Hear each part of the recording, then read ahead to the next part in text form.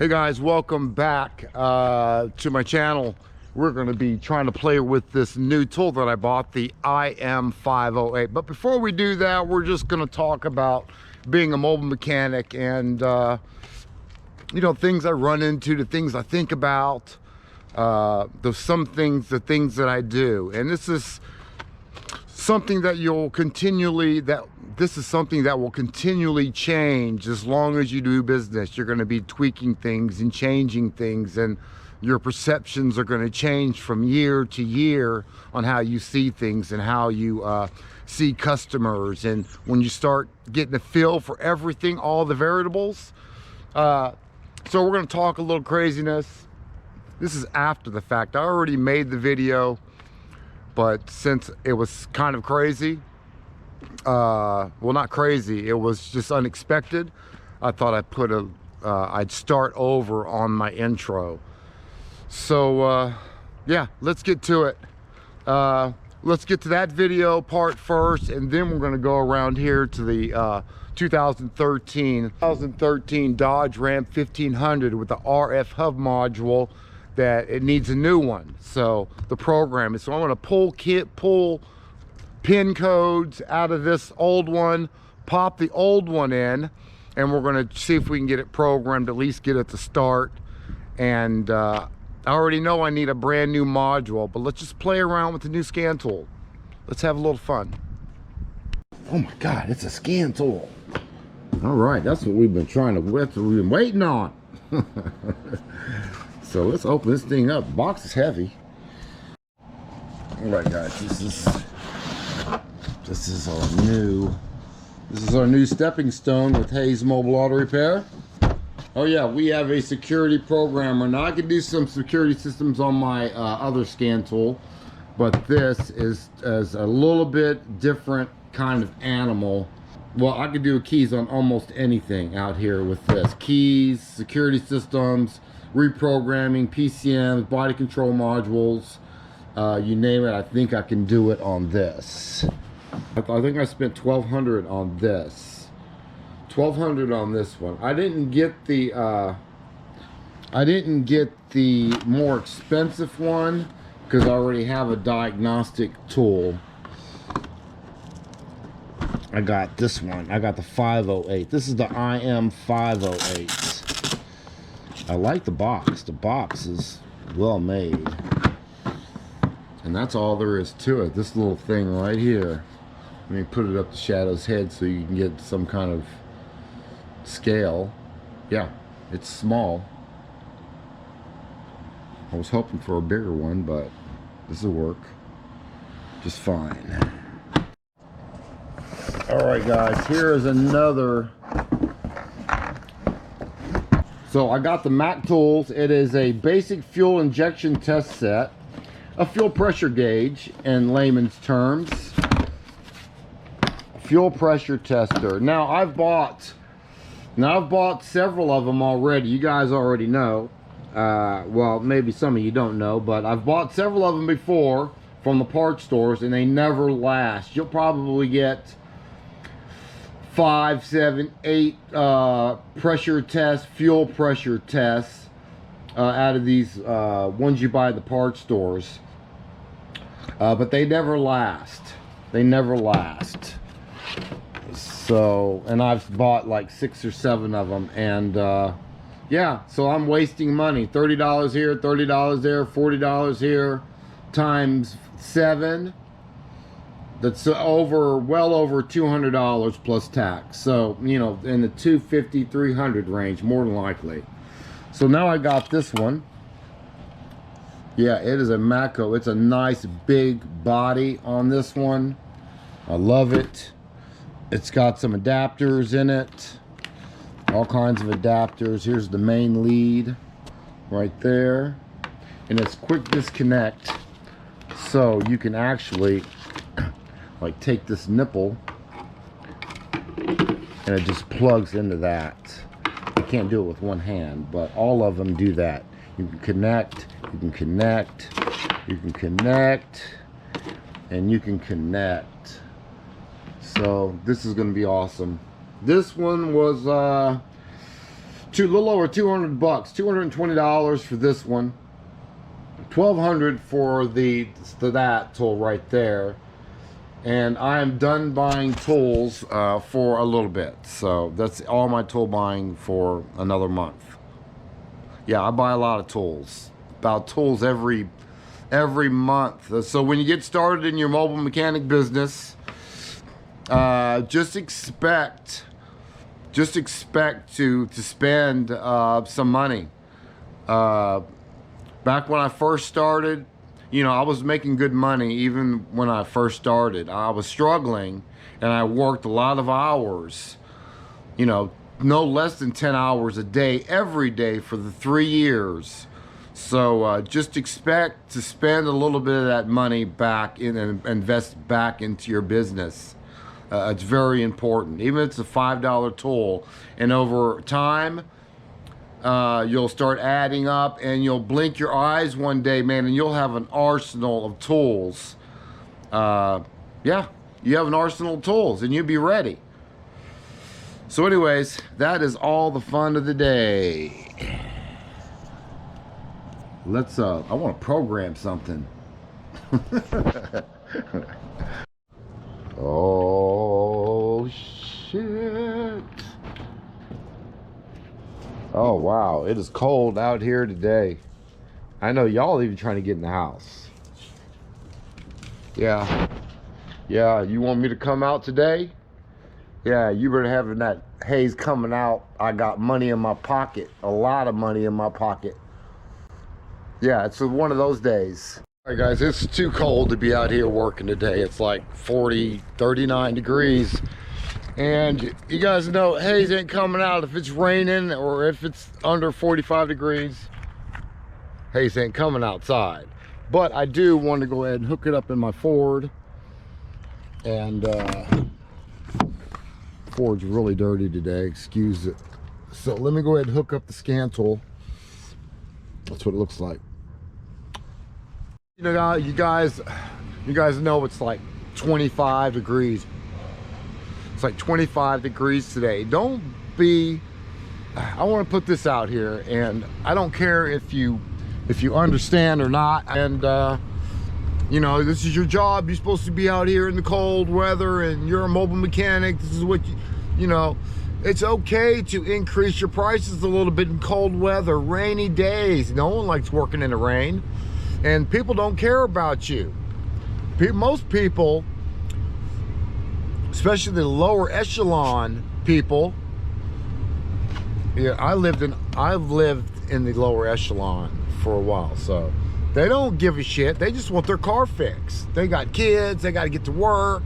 They don't care, and they only got a certain amount of money to pay you.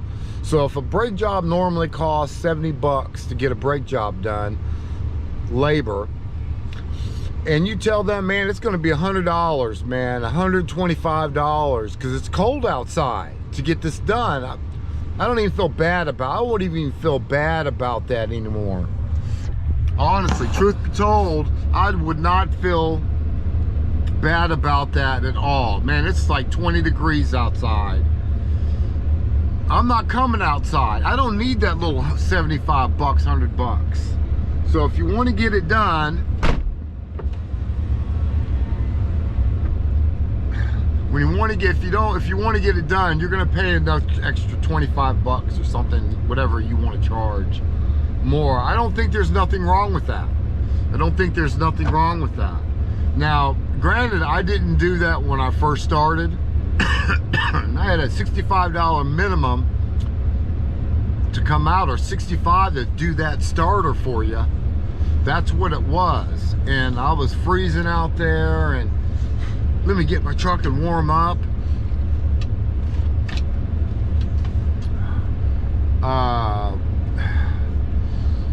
Man, I'm frozen. I'm getting sick. I got sick. You know, there's $65 in just medicine. So don't feel bad about charging a little extra on the cold days. The cold days where you know you're at risk of getting sick. Yeah, it's okay. Don't feel bad about that. You know, bump that thing up another 50 bucks if you want. $100, especially when you're busy and everyone knows what kind of work you do. People are happy with your work. They call you, and they only call you. They only trust you. When you build that trust level with all your people, and the word is getting around, your phone's ringing 20, 30 times a day like mine is. I'm just saying, if I can do it, you can do it. If I can do it, I don't want to get too much into my past, because I had a rough past. I had a great past, great childhood, sports, you know, breakdancing, and you know, yeah, I did a lot of cool stuff when I was younger. Went in the military, you know, been onto the top of the mountains. I went inside a mountain. I did all kinds of stuff. But then I got into drugs, and you know, it wasn't because no one died and I said, oh no, I can't take it, I'm gonna smoke some dope. Or it wasn't nothing traumatizing like that. It was that feeling of what is going on. It's like you're in the Matrix or something. I mean, there's something wrong with the world kind of feeling. Can't be right. There's something wrong with people. It should not be like this. You know, I had all this energy, all this motivation, and then they just sucked it right out of this world, society. I felt like they just sucked it right out of me. I can't do nothing. You got me working at this job, and you're not going to give me no raise. You're not going to give me no promotion. What the fuck am I doing here? And yeah, because everything I did it well. I did it well, and I was good at almost everything. So imagine how I felt inside. Felt trapped. Yeah, fuck it, let's go smoke some dope. Fuck it. Fuck it. Fuck it was my favorite word back then. Fuck it. Fuck it. You know, stuck. I'll be broke my whole life. Until I realized after the straw, after that camel broke that straw, wait, you know, the straw that broke the camel's back, that's when I was the very end of my rope. It was start my own business, because you motherfuckers aren't gonna give me shit, excuse my language, or keep punching a clock and let them keep sucking all my spirit out of me. Yeah, it was like that, guys. I may be exaggerating just a teeny weeny bit, but yeah, that's what it was. So yeah, I made that move to be self-employed auto mechanic back then, trying to get clean and sober. This was 2006.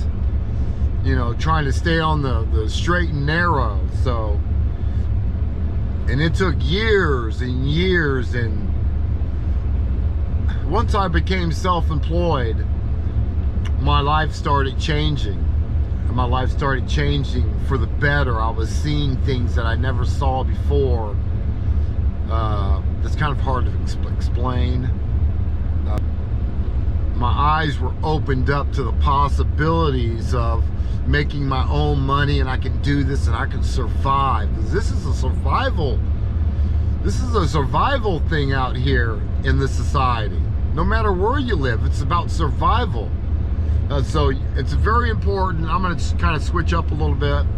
It's kind of important to find something that you like to do, something that you don't mind learning, that you enjoy learning about, not just the surface learning, but get down in depth in that learning and go a little bit deeper into your learning about the subject.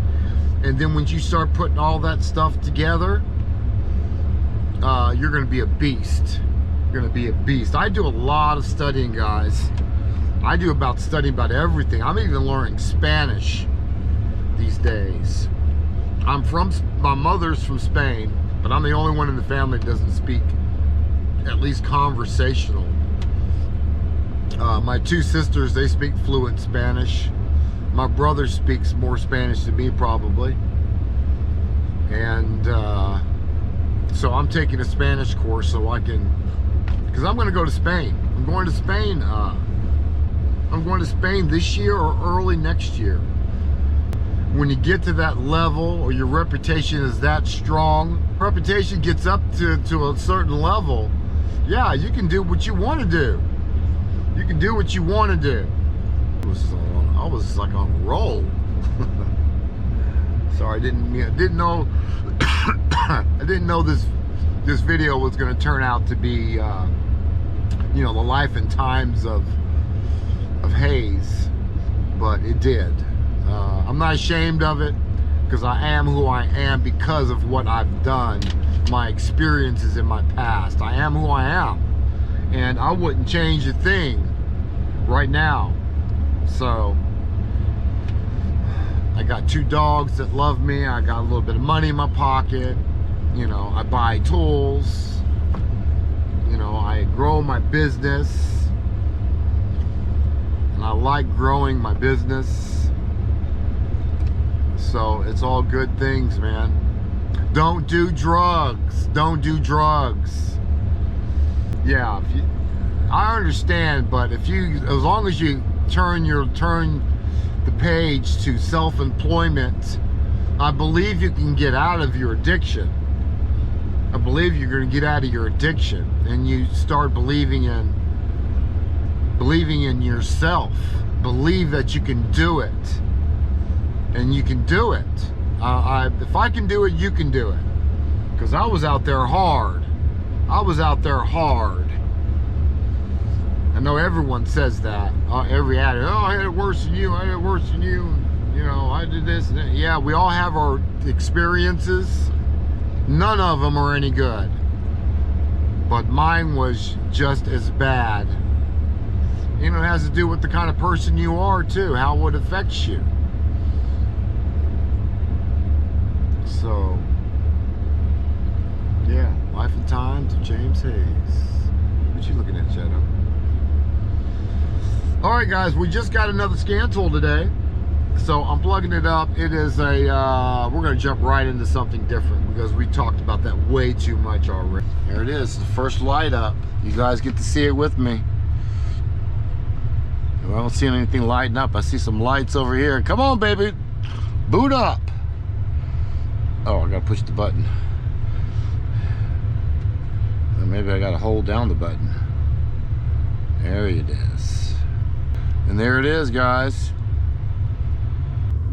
How come it says locked? Oh, it's unlocked. I gotta swipe it.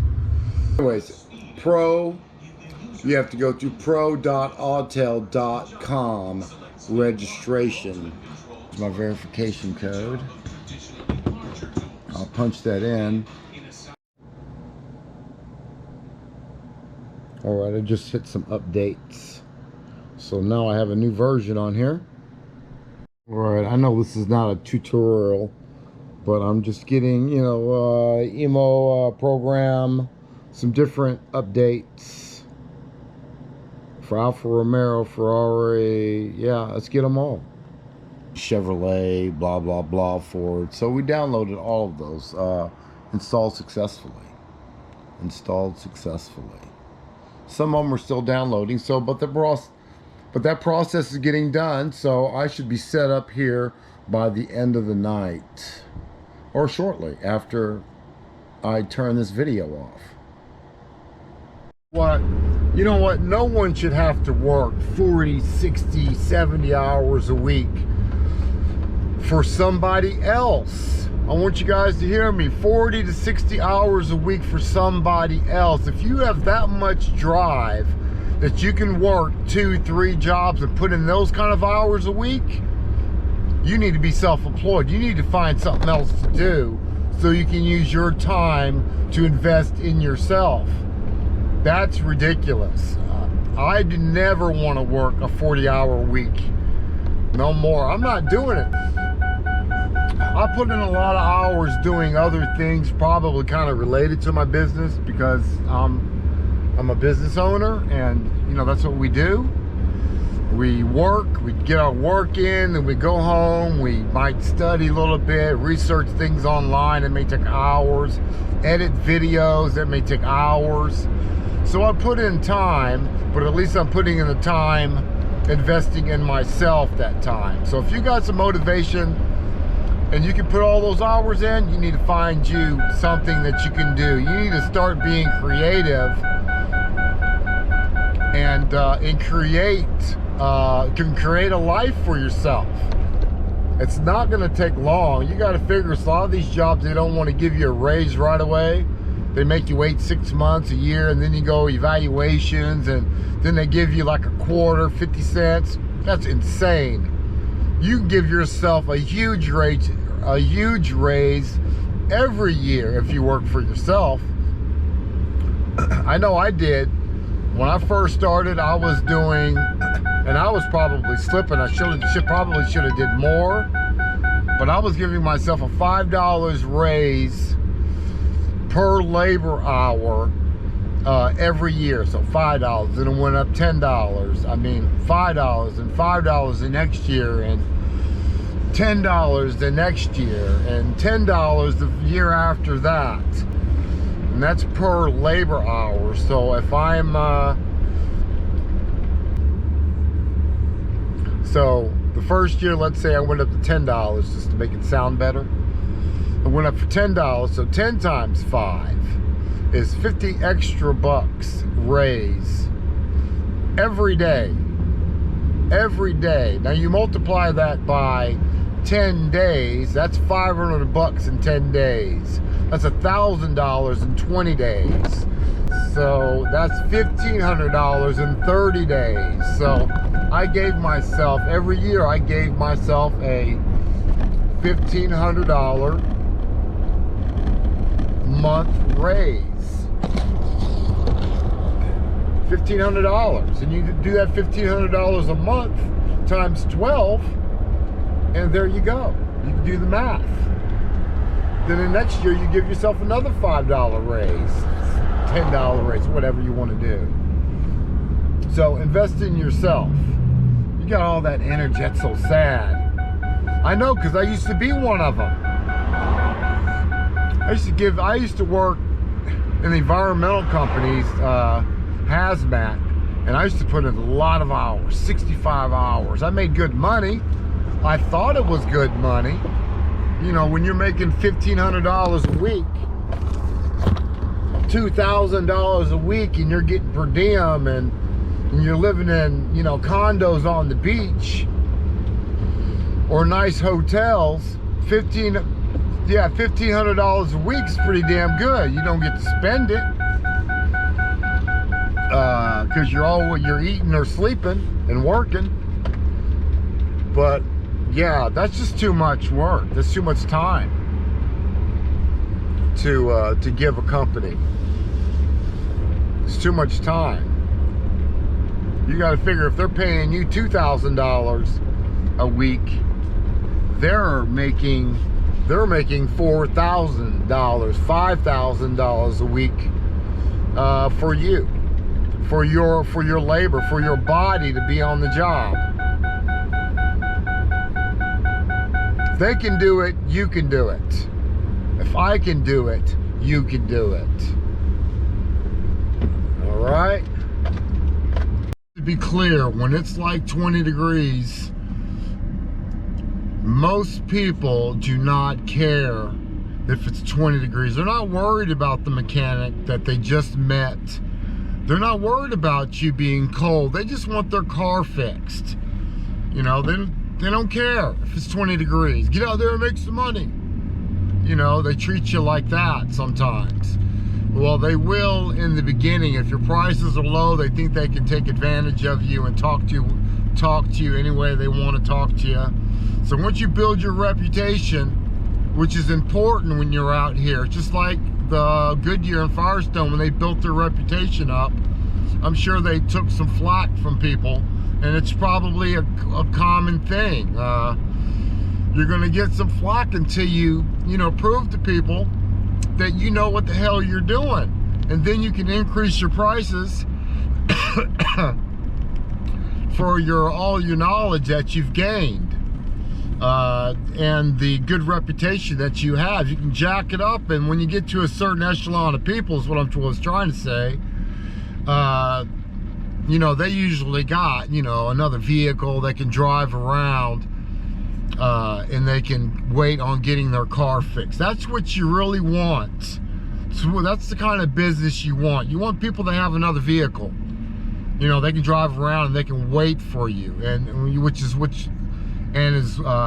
I get a lot these days. So yeah, once you get to that level, and you do that by don't guessing, you always test everything, you verify every concern, every problem, you fix every problem. You don't put on parts you don't need. Don't take money out of the customer's pocket because you guessed that it was the starter, it's the alternator. You don't want to do that because you're not going to build your name up as quickly. You're not going to have a good name if you do that kind of stuff. So it's important to don't guess, test everything, okay? And anyways, the bottom line is people don't care about you, man. Not when you're first starting out. I just want you to be aware of that. Some of you new guys that are just starting your mobile mechanic business, you guys are already seeing, I'm sure, difficulties, but that's okay. Those are just the first year, 2 years of difficulties that you got to try to figure things out, and how to work things, and how to talk to people, and how to price your jobs. And it comes with confidence. So you got to have confidence when you do this kind of thing. And always do what you say you're going to do.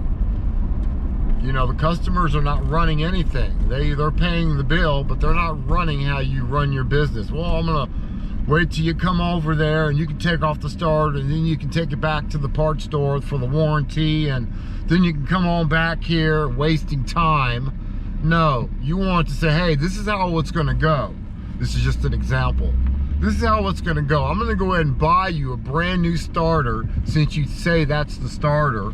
I'll test it before I replace it, but I'll go ahead and buy you a brand new starter, and I'll come down there, we'll test it, and if you need it, I'll put another starter, and you can take that old starter back and get your warranty that way. I'm not going to run back to the store and take back your core and get your money back. You're going to have to pay the bill with the new starter I just bought. I'm going to give you the receipt, and you're going to take that receipt and your old starter, your new old starter, you're going to take that back to the store and get your money back. That's how you do that under warranties. Because no, I don't have time to be doing all that running for you like that. You can take that back. You don't even know if it's the starter's your problem or not. And I already went to the store the first time to pick up the starter because you think that's what it is. And 80% of the time they're going to be wrong. So I'm just saying, you know, you don't let them run you because you're the one running your business out here, guys. It's important to know. And I let it be known on the phone when I talk to them. This is the way it's going to go. This is how it's going down. All right, this is how it's going down. I mean, you can take it or you can find someone else to do the job and have them guess and put on a part you don't need, and then you'll be calling me back again. Well, you know, crying because now you done spent $400 for nothing, when that wasn't even the problem you had. You just told him that, yeah, I need a starter, man, and he put a starter on there just like you asked him, and now look at you. I'm talking about some of these customers out here. I got good customers now. Now, I used to have the bottom of the barrel when I first started here in Jackson, and you know, they fall off, and some other ones replace them, and they fall off, and it'll always be like that. There's only, well, a lot of the customers that I've had years ago are still with me when I first started, a lot of them. But you know, you got to figure some are going to drop off, and you know, who cares if they drop off? They weren't for you.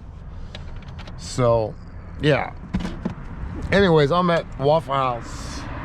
I like to eat at Waffle House in the morning time. So I'm gonna go get me some breakfast and then we'll go in the house or we'll go do something. We'll find something to do. I don't know. We'll see. We'll see. It's cold, boy. All right, guys. It's still 20 degrees. It's still pretty damn cold. And I can't turn on the truck because I can't turn on the truck. So we're gonna go into Immobilizer. We'll accept it. And we have to pick a Dodge. Let's pick Dodge. This is my first time, guys. So we're gonna automatically select the vehicle. It's gonna read the VIN number. Establishing vehicle communication. John, Cal, I talked to you last week about the 2001 Toyota Corolla. 2001 Toyota Corolla. What kind of problem were you having? Check engine light. The code says it's lean fuel. I think in bank 1 and 2. Oh yeah, I remember talking to you. The suspension, and also the rear suspension. Okay. Yeah. What did we set up? I remember talking to you though. Yeah. I was supposed to bring it, but I think you were in the middle of something and said you'd get back to me. I think something just came up. So. Did I not? Did we have an appointment set or something or what? No, we didn't have a fun. Oh, okay. You scared me. Okay. So all we got to do is set it up. So you're trying to schedule now, right? Right? You're trying to schedule? I tell you what, I'd love to see it. I'm probably going to end up working Sunday. But it'd be best if I call you or you call me tomorrow evening in the evening time. And we'll set it up. Tomorrow's Saturday. Yeah, tomorrow evening. So maybe I can come look at it Sunday. Hopefully the weather's better too. Yeah. Okay. I don't even know what the weather's going to be Sunday. Let's look before we keep talking, okay? I know it's kind of cold, but I don't think it's supposed to rain or anything all weekend. Yeah, cold is not good. I know. Cold is not good, man. Let me check real quick. I hate to tell you something, then it's too damn cold for me to work comfortably. Sunday is going to be, no, Sunday's not bad. It's like 55 degrees. That is workable. Okay. Okay. So, yeah, that's cool. So I'll call you tomorrow or you call me tomorrow evening. Let's set something up for Sunday if that's doable on your end. Oh yeah, that'd be perfect. Okay. Sounds good. About what would be a good time to call you tomorrow? I'd call me in the evening time when it's nighttime outside. I do my schedule always in the evening time. Between 6 and 9 p.m. So you know in the future if you call me, it's best to call me in the evening times. That's when I do my scheduling. Okay, then. All right, man. I'll talk to you tomorrow. All right. All right, guys. And that's basically how I do my scheduling. I know there was some questions. How do I do my scheduling? When you're busy, that's how I do. That's what I find that works best for me is schedule in the evening time. That way, if you do that, you can eliminate all those bullshit customers that call you all day long. Yeah, I want to be set up for tomorrow. And then, you know, during the rest of the day, they find another mechanic because they're still looking. Customers need their car fixed. So once they get off the phone with you, they're going to call another mechanic and another mechanic. And they're not going to call you back and let you know, yeah, I found another one. You know, they don't need to call you. They're not going to call you back. Most of them, you know, most of the customers, people, they do that. The ones that do call you back and say, hey, man, you know, I'm not going to be able to make it. Man, I love those customers. Yeah, thank you very much for that. I'm locking you in my phone and I'm giving you a thumbs up is what I'm doing. For real. That's real talk right there. As the kids say. All right, guys. So, anyways, we got this code. Ace is trying to escape. Look at him. He's trying to be sneaky. Look at him. Ace, where you going, boy? Get your butt to the house. They're trying to escape. I saw you, because he does that little hunch thing, you know? Three-legged dog, and he does that little hunch thing like he's sneaking. Yeah, he does that. It's the funniest thing. I'm gonna catch it on video one day. I gotta get him in the house. It's cold outside. So let me get him in the house, and we'll continue. Okay, so I'm gonna clear the codes. Yes, clear them.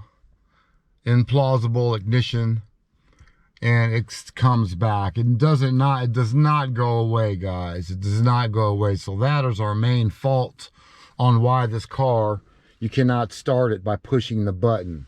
You can remote start it all day long, okay? Even though it's a little flaky, it doesn't really, sometimes you got to push it 20 times. But yeah, that's our symptom, by the way. Sorry about that. I didn't explain that earlier. So that's not going away. Let's escape, and it's going to go back to our fault. So one does remain on the powertrain control module. Can't worry about that. I mean, hopefully we can fix it. So now the only thing we have left is the body control module. Why does it say it has? Okay, you just click it. Okay. Let's see what's going on here. So we have VIN numbers, original VIN, BCM, the VIN, current BCM. They're the same VIN numbers on the BCM. Let's go to this one. VIN original 5454 right here. BCM, BCM, ECU part number, BCM. Okay, all those are good numbers. You may need those in the future. Remote start, present, set, yes, and yes.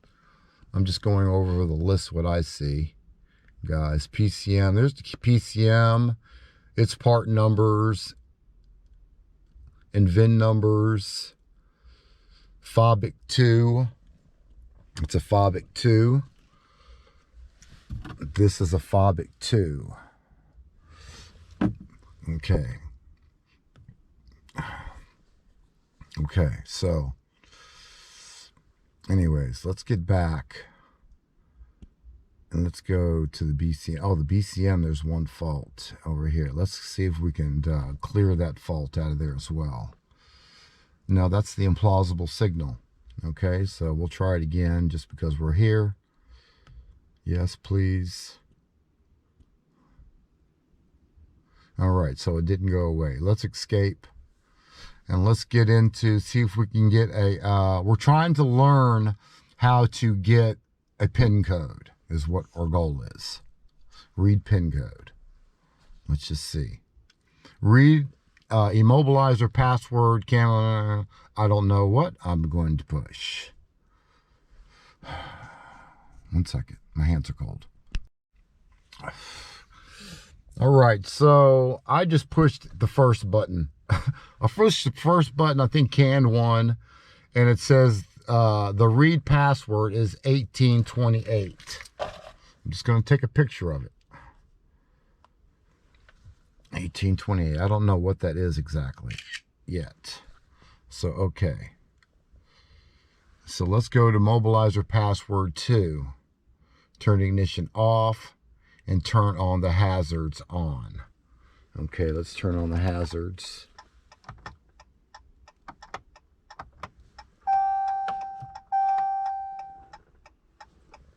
Okay, turn the ignition off. Turn the hazards on. Okay.